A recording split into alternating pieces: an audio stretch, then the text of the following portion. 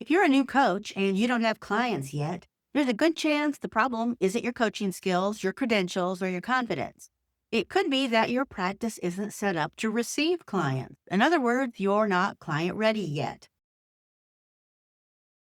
Hey, coach, I'm Ronnie Noyes. I've been coaching for over 20 years, and I've watched lots of genuinely talented coaches struggle, not because they weren't great at what they do, but because they invested their time, money, energy, and attention into everything except the foundational system that actually brings clients in. Now, I'm not talking about a funnel. I'm talking about something else that's a lot more important. And today, I'm going to walk you through exactly how to build that system from scratch before you have a single client. No website required, no expensive branding, zero upfront investment. In fact, this is how you earn the money to do all those other cool marketing things that you want to do someday. So before you spend another dollar on tools or programs, start here. Are you ready? Okay, here's a quick preview of the 4 steps. Step 1, the what. Visualize your practice. Step 2, the when. Calendar the sessions. Step 3, the how. Make it easy to buy. Step 4, the who. Speak to your market. Stay with me because this is really good stuff and you are going to love this. Step 1, visualize your practice. Now, when I say visualize, I don't mean close your eyes and wish really hard. I mean really see it on paper. Get specific about what you want your coaching practice to look like by the numbers for the next 12 months. How many sessions? What types of sessions? What do you charge? How much do you want to earn each month? Now, the best tool I've found for this is a simple projected versus actual spreadsheet. You can build it in Excel, Google Sheets, or just scratch it out on a piece of paper right now. Don't let the tool slow you down. What matters is writing the numbers down. So here's how I did it when I was starting out. I knew I wanted to work about half time, roughly 20 hours a week or 80 hours a month total. That meant 40 hours of actual coaching, leaving time for admin and business development. So I asked myself, what could 40 hours of coaching look like? I landed on something like this. 10 hours of coaching packages of 3 sessions each, a handful of single 2-hour sessions focused on something specific like an elevator speech. I called those strategy sessions. And a few ambitious 12-session packages just in case I was on a roll. Was I guessing? Completely. And that's okay. The point isn't to be right, it's to be specific. Now, once I had my projections, I built a simple sheet listing each type of session and the revenue in my goal column and left a space next to each line for something very important, the client's name. Because here's the power tip. Make checking and updating this sheet part of your daily routine. That's what I did for years. Look at it every morning. Fill in names as clients come in. Watch your practice grow line by line. It keeps your focus sharp and your daily actions pointed in the right direction. How many sessions should you plan for? For most individual coaching practices, a full schedule is somewhere between 12 to 20 clients per month. More than that, and you'll burn out fast. I know that from personal experience. Now, quick note on groups. Group coaching is fantastic once you're established, but it can be tough to fill groups when you're just starting out and you don't have an audience yet. My recommendation is to spend your first 3 to 6 months building individual clients. Then you can expand into groups once you've got a list of people who love you and are ready to work with you. Step 2, calendar the sessions. Now that you know what you want to sell, it's time to decide when you're going to deliver it. And this step is more powerful than it sounds. You're the boss. You set your hours. You decide when you coach, not your clients. Now, why does this matter? Because letting clients define your schedule is a recipe for chaos. It also leads to endless back and forth emails trying to find the time that works. And that kind of friction makes you look less professional and makes it easier for potential clients to just walk away. So here's how it works. Using your session projections from step 1, block out those hours on your calendar. Include at least a 10-minute buffer between sessions so that you can reset and show up fully for each client. A power tip, when you're just starting out, block the maximum time you have available. Until those slots are filled with paying clients, you'll use them for consult, also known as discovery sessions or sales calls. What's a consult or a discovery session? A consult is a conversation where your prospect decides if working with you is their next best move.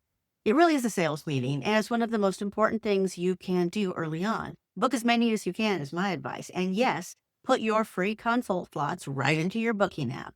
Don't panic if not every slot fills immediately. Unused time becomes marketing time. But having those slots reserved Signals to you and the clients who are looking that you're ready and open for business.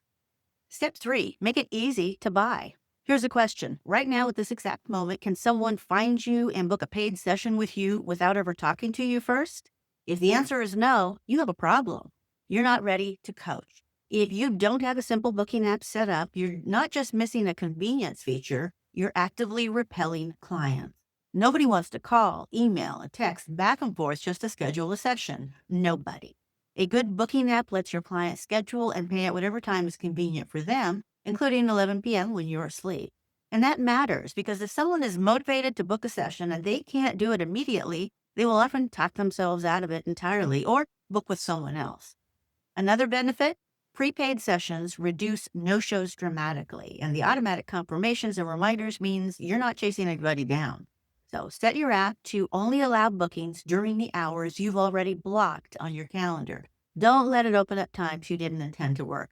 I've had clients accidentally get booked on Sunday mornings and weeknights because they forgot to configure this. Now, once your booking app is live, the barrier between I'm interested and I'm ready to book is basically gone. That's exactly what you want. Step 4, speak to your market. Now, here's where it gets fun. All of the setup you've done in steps 1 through 3 only works if the right people know you exist. So, how do you make sure your message reaches them? With fewer than 12 words. Obviously, I'm talking about what I call an elevator speech, a short, specific statement that answers the question, what do you do? And catches your perfect client's attention, causing them to stop and think, wait, is she talking about me? Now, here's mine. I help small businesses attract more clients. 7 words. That's it. The great thing about this type of elevator speech is that it's flexible to suit your audience. When I'm at an event with coaches, for example, I can adjust it slightly and say, I help new coaches attract great clients that pay, stay, and refer. Now I've named who I help and what they get out of working with me. Now, you might think that staying vague keeps you more open to opportunities, but the opposite is true. Being vague weakens your message. Specific makes it magnetic. Now, here's why this works, and it's backed by actual science. There's something called the cocktail party effect. So, you know how you can be in a loud room with dozens of conversations happening at once, like a party? And then you hear your name mentioned from across the room. You hear it clear as day. That's your brain filtering for what's personally relevant to you and tuning out everything else that's just noise. Now, the same thing happens when you name your ideal client specifically. When a new coach hears me say, I help new coaches, their brain lights up. When I say I help people, it doesn't register at all. Once you have your elevator speech, you're ready to get your message out. Here's how. Add it to every social media profile, your email signature, and on your business card with a direct link to your booking app. Be ready to say it with confidence when someone asks you, what do you do? Practice it until it becomes muscle memory and it just is an automatic response. And now for the strategy that works fastest, especially for introverts. I promise it's not as scary as it sounds. Join a business leads group.